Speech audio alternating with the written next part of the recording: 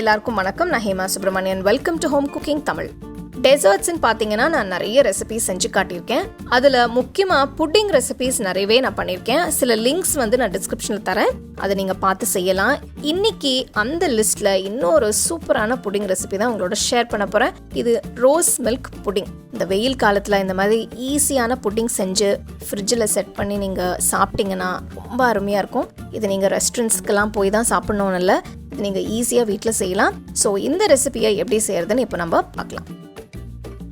Rose milk pudding பண்ணுறதுக்கு first சோள மாவை கரைச்சிக்கலாம். அதுக்கு ஒரு பவுலில் 1/4 கப் சோள மாவு போடுங்க. நெக்ஸ்ட் 1/4 கப் பாலை ஊற்றுங்க. கட்டி இல்லாமல் நல்லா மிக்ஸ் பண்ணுங்க.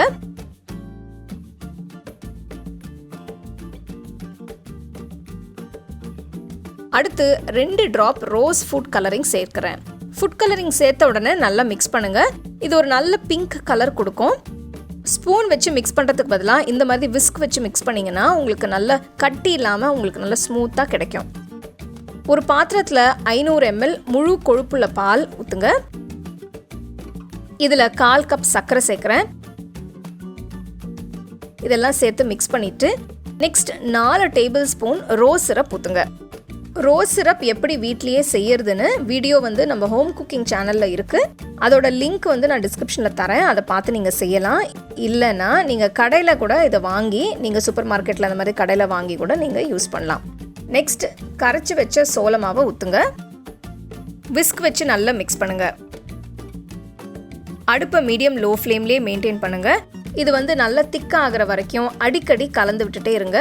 பார்த்தீங்கன்னா கலரும் நல்லா ரிச்சான பிங்க் கலரில் மாறிடுச்சு.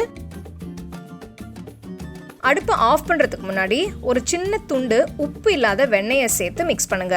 இது ஆப்ஷனல் தான், உங்களுக்கு வேண்டாம்னா நீங்கள் சேர்க்க வேண்டாம். அடுப்புல இருந்து இறக்குனதும் சூடாக இருக்கும் போதே ஒரு சின்ன கப்பு இல்லைன்னா பவுலில் ஊற்றுங்க.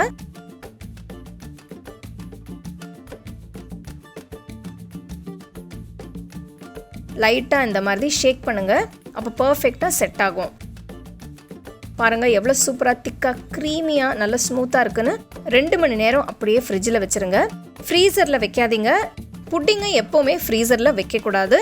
எப்போ எந்த புட்டிங் செஞ்சாலும் நீங்கள் ஃப்ரிட்ஜில் தான் வைக்கணும், அப்போ தான் நல்லா செட் ஆகும். புட்டிங்கை ஃப்ரீசரில் வச்சிங்கன்னா உங்களுக்கு ஐஸ் கட்டி மாதிரி ஆகிடும், டேஸ்ட்டும் நல்லா இருக்காது. ஸோ 2 மணி நேரம் கழித்து பார்த்தீங்கன்னா புட்டிங் ரொம்ப சூப்பராக செட் ஆகிருக்கு.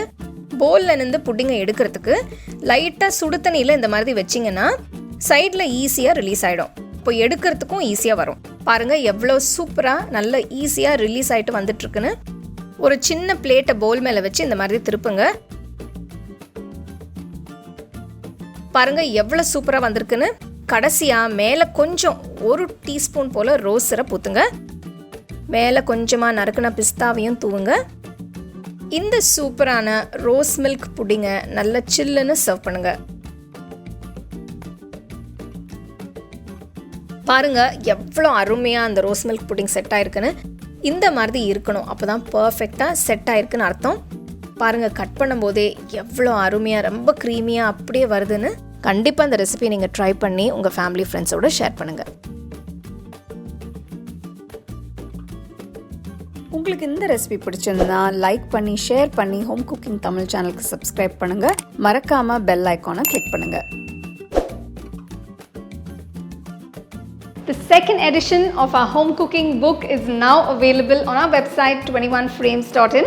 I'll give you the link in the description. You can go and check it out. The book is currently available only in India for now, so you can place your orders on 21frames.in.